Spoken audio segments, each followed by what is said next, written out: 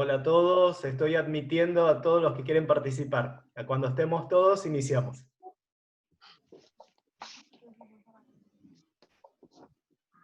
Estoy terminando de admitir y ya comenzamos.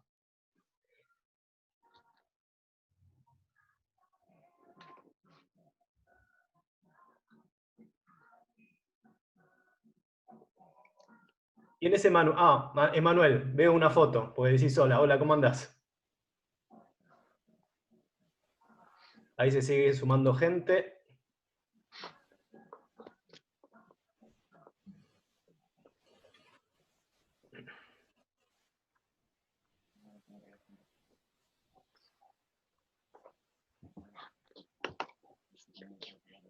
Les voy contando, a medida que se vayan sumando, vamos a hacer lo siguiente. Vamos a hablar durante 40 minutos y después vamos a cortar unos 10 minutitos para que ustedes puedan ir a hacer, si necesitan ir a tomar un vaso de agua, lo que necesiten hacer, y vamos a volver a iniciar otra conversación, y yo les voy a mandar por el WhatsApp del grupo el nuevo ID y la nueva clave para que se sumen a la segunda parte de la clase. ¿Les parece?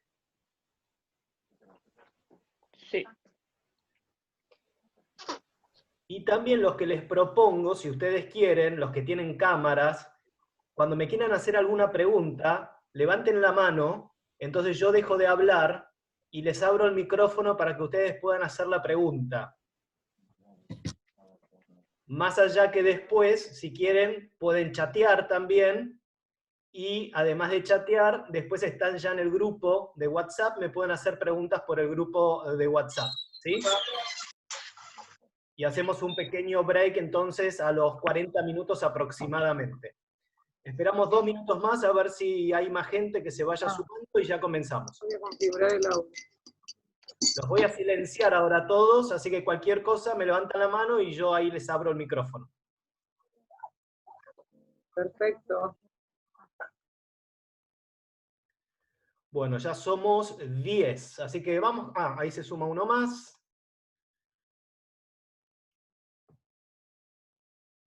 Ahí se está sumando Ángel. Bueno, ¿y cómo está ahí Villa Langostura? ¿Lindo?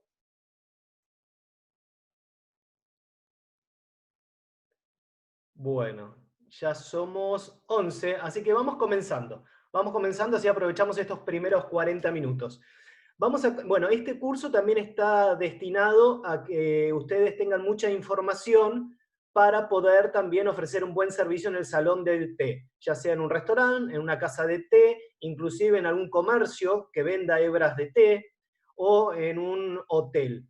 Yo realmente tuve una experiencia muy linda con el té en el Hotel Correntoso en el año 2006, cuando el hotel me convoca y me lleva a vivir a La Angostura. Yo vivía en Buenos Aires. Me pidieron que me encargara de armar la carta de té del Hotel Correntoso, tema que vamos a tratar en estos cursos, cómo se arma una buena carta. También trabajamos muy bien con la pastelera en su momento, y la pastelera y yo trabajamos mucho juntos para hacer los maridajes, es decir, armar una buena carta de hebras de té de acuerdo a la gastronomía que ofrecía la pastelera en el hotel, y después se nos ocurrió armar en el hotel un almacén de té, porque había mucha gente que iba a tomar el té al Hotel Correntoso, que disfrutaba del té, y como se había capacitado a todo el personal de salón, había como un diálogo muy, muy nutrido entre el cliente y la gente de salón. También en este curso les voy a hablar mucho de cómo cocinar con té, cómo utilizar la hebra de té como una materia prima para poder cocinar. Que también eso es muy interesante para los que trabajan en gastronomía, porque ustedes pueden preparar algún plato utilizando alguna infusión en particular, y después pueden maridar ese plato que han preparado con la infusión que han utilizado, y también pueden generar otro negocio, que es el almacén de té, porque después quien disfruta de eso que han preparado, y ustedes le comentan que lo han preparado con té, entonces la persona se va a querer comprar el té y se lo va a querer llevar. Eso hicimos en el Hotel Correntoso en el año 2006, y como una unidad de negocio fue muy interesante porque incrementamos mucho la facturación de la hora del té, justamente vendiendo el té que utilizábamos para infusionar y para preparar las recetas. Bueno, les voy contando que este curso va a durar unos 4 viernes. Vamos a hacer más o menos de 1 hora entre los primeros 40 minutos y la segunda parte. Para los que se acaban de unir, les cuento que a los 40 minutos vamos a cerrar esta conversación para que ustedes puedan ir a tomar un vaso de agua, lo que ustedes necesiten hacer, y después les voy a mandar por el WhatsApp del grupo una nueva identificación y una nueva clave, y vamos a reiniciar una charla de una media hora más, aproximadamente, ¿sí? Les voy contando algo que no les conté a los que estuvieron en el curso del vino. Acá hay algunos que han participado, así que les quiero ir adelantando. Cuando terminemos va a haber un pequeño examen de multiple choice, ¿sí? Yo le voy a mandar por internet a la oficina de empleo un pequeño examen para que ustedes lo hagan. Va a ser un multiple choice, y ese examen va a ser lo que después la unidad de empleo, la oficina de empleo, les va a dar el diploma de que han participado de los cursos. Esperen que admito a unas personas más que están entrando. Así que bueno, vamos a comenzar a hablar un poco de la historia del té, que siempre es interesante conocer la historia para tener cultura general y poder hablar. El té, les cuento, se inició más o menos la historia en el 2737 a.C., en el año 2737. Fue en China. Hubo un emperador, que si ustedes investigan en internet lo pueden encontrar como el granjero divino, se lo llamaba el granjero divino, porque era un emperador que le daba mucha importancia a la salud de su gente a través de la alimentación. Este emperador se llamaba Shen Nan. ¿Cómo se escribe? S-H-E-N, Shen, y el apellido es Nang, N-U-N-G, Shen Nang. Fue el emperador del granjero divino ahí en China. Y cuenta la leyenda que este hombre estaba durmiendo bajo un árbol con un cuenco de agua que acababa de hervir, porque él hervía el agua para ser utilizada por temas relacionados con la salud, y cuando se despierta ve que dentro del cuenco hay un color distinto al color del agua, ¿sí? Y hay aromas. Entonces toma esa bebida y ahí descubre al té. Les cuento que ese árbol en donde este emperador estaba durmiendo la siesta bajo este árbol es el árbol que se conoce con el nombre de Camellia sinensis. Camellia sinensis.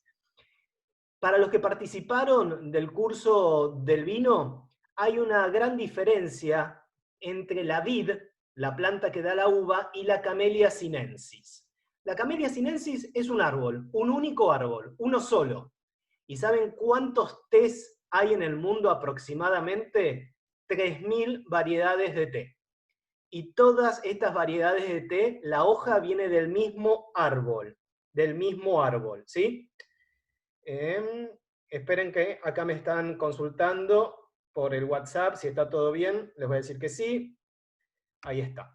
Bueno, entonces, hay un solo árbol que se llama Camellia sinensis. De ese árbol se utilizan las hojas para la preparación, para la elaboración del té, que ya en un ratito les voy a comentar. Ustedes, si yo les preguntara, si estuviéramos ahí todos juntos, si yo les preguntara qué país hizo ingresar el té a Europa, a Occidente, yo estoy casi seguro que en un 99% todos ustedes me van a decir Inglaterra. ¿No? Seguramente. Bueno, les cuento. El país que ingresó el té a Europa desde China fue Holanda. Holanda, ¿sí? Holanda más o menos en el año 1606, siglo XVII, año 1606 después de Cristo, lógico, siglo XVII, perdón, Holanda crea una empresa que se llamaba la Compañía Holandesa de las Indias Orientales. Compañía Holandesa de las Indias Orientales, que tenía su sede en la isla de Java, ¿sí? Y Holanda empieza a comercializar el té desde China a toda Europa. Sus grandes compradores fueron, lógicamente, Inglaterra, fue Alemania, fue España, fue Francia, Rusia, que hoy sigue siendo un gran bebedor de té, ¿sí? Como país, y durante muchos años Holanda comercializó el té desde China a Europa. Pero en el año más o menos, ahora les digo bien el año, porque no me lo estoy acordando, pero después Inglaterra se plantea el por qué le está comprando el té a Holanda si podría directamente comercializarlo directo con China. Entonces ahí los ingleses, que eran el principal comprador, le dejan de comprar a Holanda y empiezan a negociar directamente con China. Y ahí los ingleses tuvieron casi, les diría, por 150 años, la exclusividad de comercializar el té de China a Europa. Sí, se hicieron muy potentes, muy potentes. Pero ¿qué pasa? Más o menos año 1750, más o menos, 1760, China se empieza a dar cuenta, Inglaterra se empieza a dar cuenta que en el comercio exterior, Inglaterra le compraba más a China de lo que China le compraba. Entonces los ingleses estaban teniendo un déficit comercial, porque le compraban más productos a China de los que China les compraba a ellos. Entonces ahí los ingleses, ¿qué hacen? Dicen, le tenemos que vender algo a los chinos que cada vez nos compren más para tratar de revertir esa situación. Como ustedes sabrán, en ese momento la India era una colonia inglesa y en la India se cultivaba el opio. Entonces los ingleses le empiezan a vender opio a los chinos empiezan a fumar muchísimo, obviamente es una sustancia adictiva, entonces ahí la balanza comercial entre Inglaterra y China cambia. Los ingleses empiezan a tener superávit y China empieza a tener problemas realmente en su balanza comercial. Y al ser una sustancia adictiva, era muy difícil de frenar esto. Entonces, les quiero comentar que en el año 1773 se produce la famosa guerra del opio. O sea, fíjense cómo el té, de alguna forma, es quien originó esta guerra del opio. ¿Sí? Los chinos directamente, antes de que se inicie la guerra, prohíben que se fume opio en China. Obviamente, como toda prohibición, tiene un mercado negro, se sigue fumando. Y entonces, año 1773, directamente ahí se termina la relación China-Inglaterra y ya los ingleses no le están comprando más el té a China. Pero los ingleses, que no son tontos, ¿saben qué hicieron antes de que sucediera la guerra? Se llevaron la plantita. Se llevaron la planta, la Camellia sinensis, de la China. ¿Y dónde la plantaron? En la India. Entonces hay una región en la India que se llama Assam, que se escribe con doble S, A-S-S-A-M, Assam, en donde los ingleses justamente plantaron esas plantitas que se habían llevado de la China, empezaron a crecer y los ingleses siguieron produciendo y vendiendo, produciendo no, empezaron a producir té y siguieron vendiendo té. Pero era un té distinto. Era un té distinto. ¿Por qué?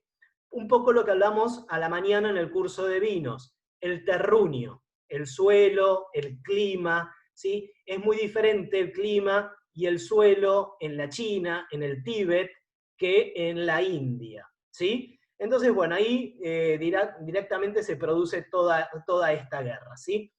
Me equivoqué en una fecha recién, y les quiero corregir. La guerra del opio fue en el año 1839, me equivoqué con la fecha. Año 1839, ahí se produce la guerra del opio. Corríjanlo porque me equivoqué, recién me acabo de dar cuenta, ¿sí? Bueno, y después hay otro acontecimiento muy importante relacionado con una guerra también y con la independencia de los Estados Unidos. En el año 1773, ahora sí, la fecha es correcta, en el año 1773, ¿qué pasó? Ustedes a lo mejor habrán recordado haber estudiado, haber escuchado la Boston Tea Party, ¿sí? La fiesta del té en Boston. Ustedes saben que lo que hoy se conoce como Nueva York, en su momento se conocía como Nueva Ámsterdam, era una colonia de Holanda. Boston estaba también habitado por muchísimos holandeses y por muchísimos ingleses, por muchos ingleses. En Nueva York se la conocía como la Nueva Ámsterdam, había muchos holandeses, y en Boston había muchos ingleses. Ambos países consumidores de té. En su momento, en el año 1773, en Boston se cansaron, como colonia inglesa, de estar pagándole a la corona impuestos muy elevados sobre el té.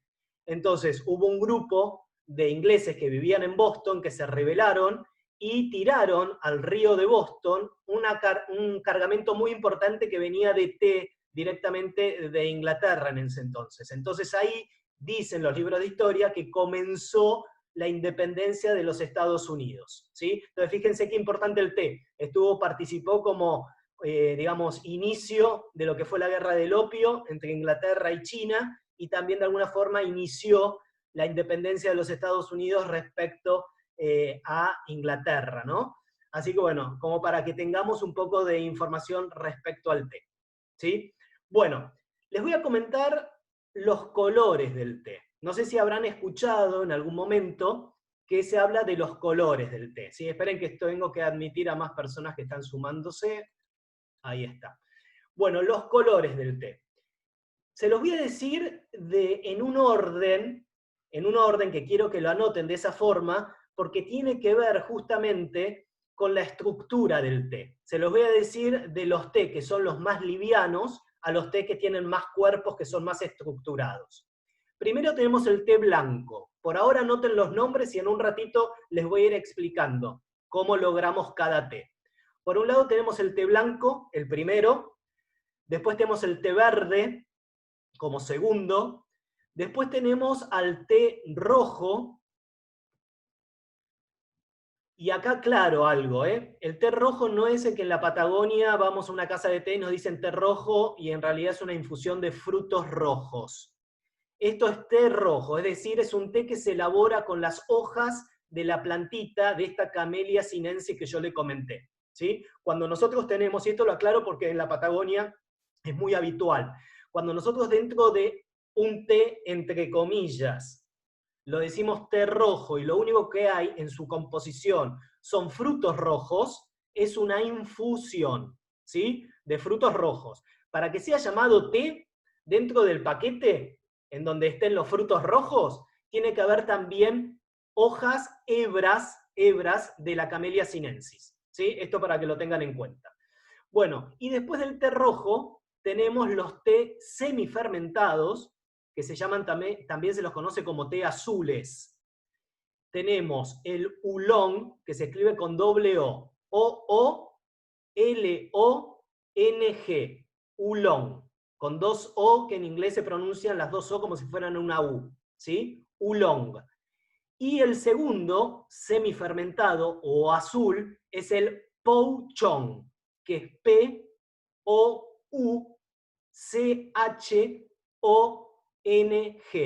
pou chong. Esos son los tés azules, los semifermentados, que ya les voy a explicar. Y por último, tenemos al té negro. ¿Sí? Este es el grupo de los colores del té. Yo cuando empecé la charla les comenté que en el mundo hay unos 3.000 tés distintos. Entonces ustedes se preguntarán, ¿por qué 3.000 si me acabas de dar únicamente estos colores? Bueno, les cuento. Porque existen distintos tipos de té verdes de acuerdo a dónde se ha cosechado ese té, dónde se da origen el té. También existen distintos tipos de té verde según cómo se enrolla la hebra. Tenemos hebras que se enrollan longitudinalmente, ¿sí? Se van enrollando longitudinalmente, y después tenemos hebras de té verde que se enrollan como si fueran bolitas, ¿sí? Que se llama el té verde gunpowder, que significa, ¿sí? Como bolitas de pólvora. Esos dan a distintos té verdes. Y después tenemos los blends. Los blends que son las mezclas, que el té se puede mezclar entre sí las hebras, y algo muy típico, por ejemplo, es el té negro con chocolate, el té negro con especias, Entonces, cada una de esos blends, cada una de esas mezclas, es una variedad de té distinto. Por eso tenemos estas 3000 variedades de té en el mundo. ¿Sí? ¿Queda claro? Si está claro, háganme así sé que puedo seguir. Fenómeno. Bueno, entonces, ahora les comenté los colores.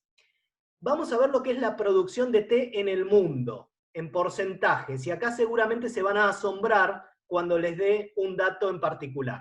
El primer país productor de té en el mundo es la India. Desde ese momento, cuando los ingleses empezaron a plantar el té en Assam, en la India, desde ese momento a la fecha, la India es el mayor productor de té en el mundo. Más o menos acapara un 30% del mercado mundial la India. El té de la India es un té negro, es un té con mucha estructura, con mucho cuerpo, con muchos taninos.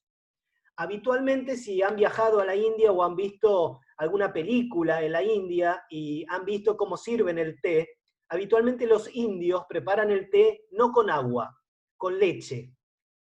Porque el té negro de la India tiene, como les digo, muchos taninos, es muy fuerte. Entonces, como para amalgamar o bajar la tanicidad de esos té, utilizan leche, que ya les voy a comentar eso cuando preparamos el té con leche, cómo se tiene que preparar. Y también los té negros de la India tienen una particularidad, se mezclan muchas veces con especias. Ustedes saben que los distintos pueblos de la India, cada uno tiene su propio masala chai.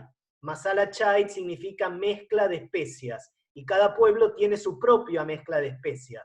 Entonces el té negro indio, que es muy estructurado, tiene muchos taninos, es muy fuerte, se suele mezclar con distintos masalas, y ahí es que el té es muy pero muy fuerte. Si han podido tomar algún masala chai preparado y un té indio, sabrán de lo que les estoy hablando. Y si no, créanme que es muy fuerte realmente, y con muchas especias. Bueno, segundo país productor de té en el mundo, China. China tiene más o menos el 24% del mercado mundial.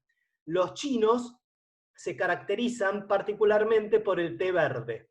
El té verde chino es de excelentísima calidad, realmente. Y aquí es cuando a nivel internacional las grandes empresas de té, como por ejemplo Twinings es una empresa inglesa que compra té en el mundo y lo único que hace es blendear, es mezclar, no tienen plantaciones.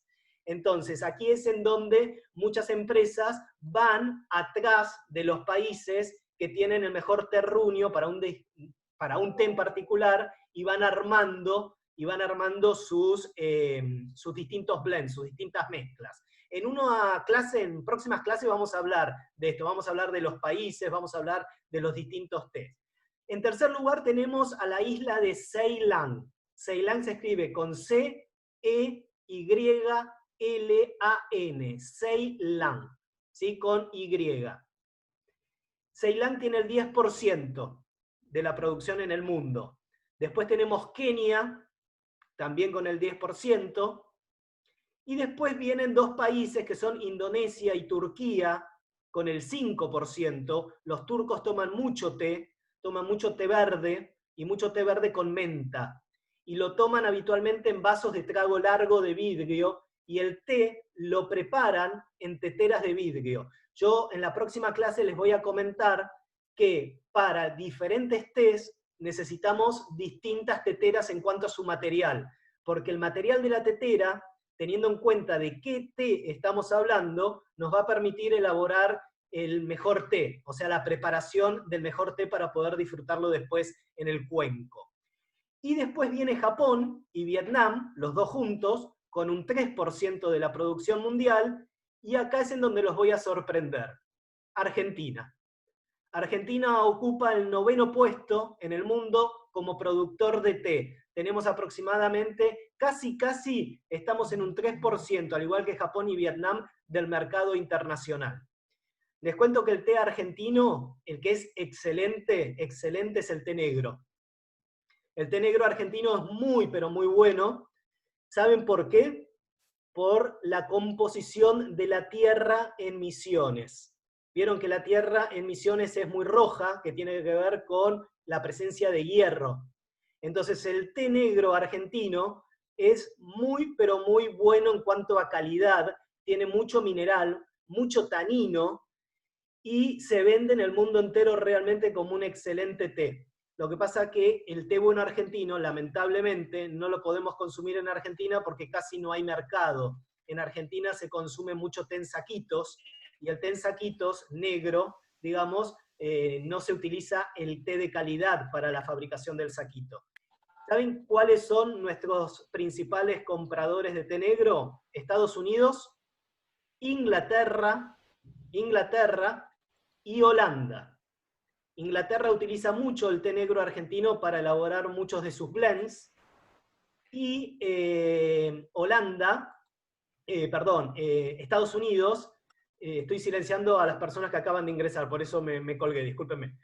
En Estados Unidos se compra mucho el té negro argentino. ¿Saben por qué? Porque el estadounidense toma mucho té frío, que también les voy a explicar en una clase cómo se prepara el té frío.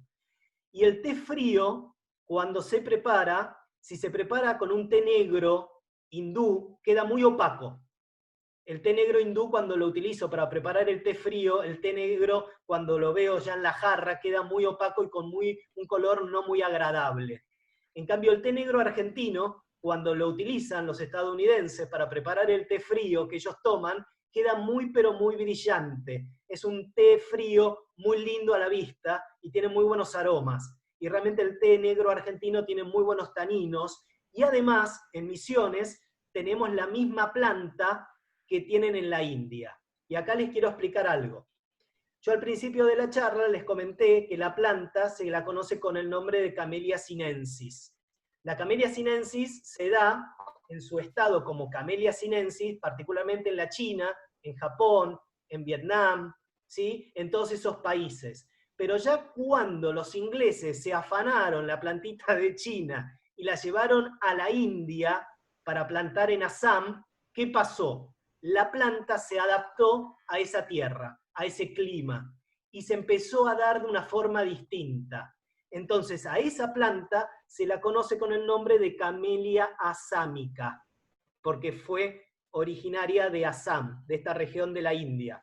Nosotros en Argentina tenemos esa planta, la Camellia assámica, no la Camellia sinensis, ¿sí? Entonces el té negro hindú y el té negro nuestro realmente son tés de muy, pero muy buena calidad, conocidos en el mundo entero, ¿sí?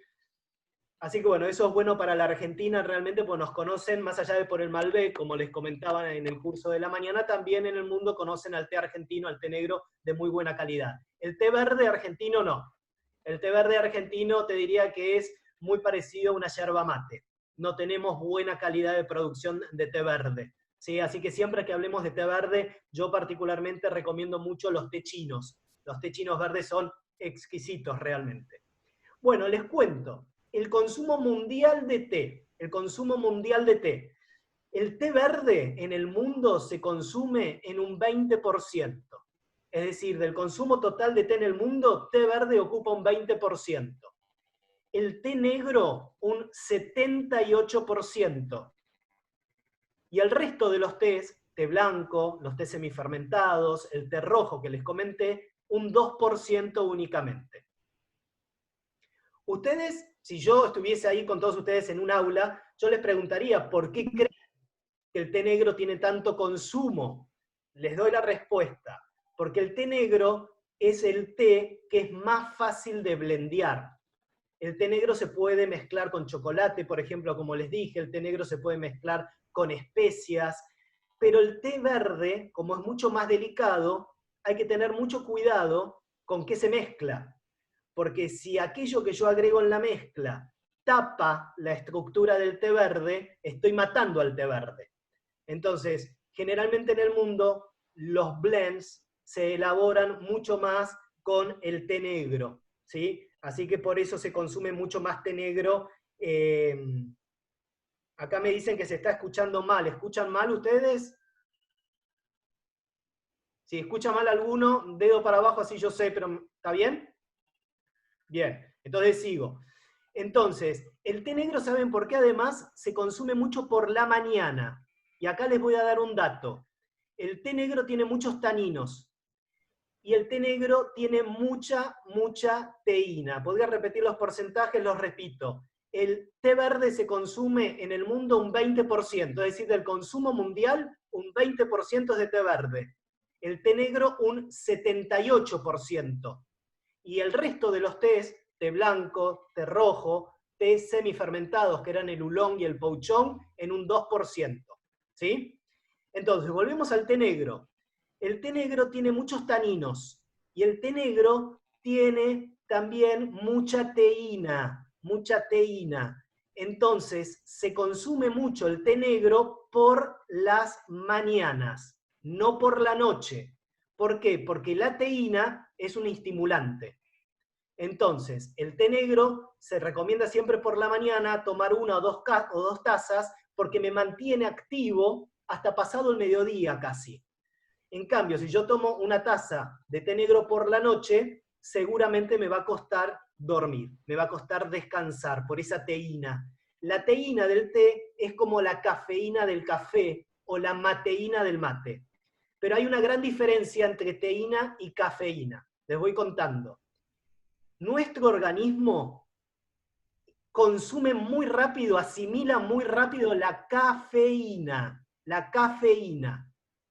La teína, nuestro organismo la va consumiendo, la va absorbiendo mucho más lento. Por eso, si yo estoy cansado, me tomo una buena taza de café y enseguida voy a estar pum para arriba. En cambio, si yo consumo té negro, la teína, mi organismo la va a absorber mucho más lentamente. Entonces, el té negro me va a durar la teína mucho más tiempo dentro del organismo y se va a ir liberando en forma lenta. Entonces, si vos querés un shock de cafeína, café. Pero si vos querés un shock de teína, que tu organismo la vaya absorbiendo en forma lenta y perdure un par de horas, siempre se recomienda el té negro. Y fíjense, hay un té muy conocido negro que es el English Breakfast, que lo habrán escuchado nombrar. El English Breakfast es un blend, es una mezcla de dos té negros. Un té negro de Assam, de la India, y un té negro de Ceilán, de la isla que yo les comentaba. Entonces, ¿qué pasa acá?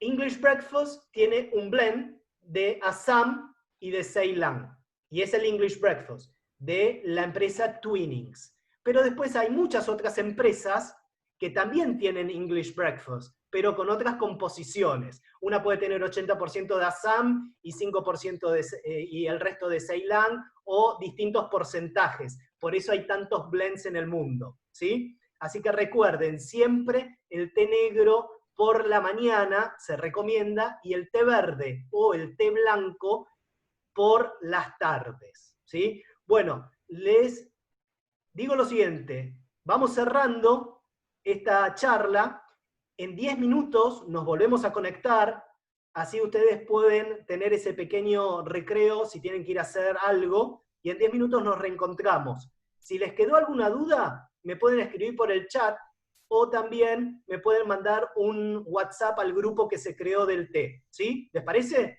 10 minutos y nos reencontramos. Yo los voy a invitar con un nuevo ID y con una nueva clave. En 10 minutos nos reencontramos. Gracias.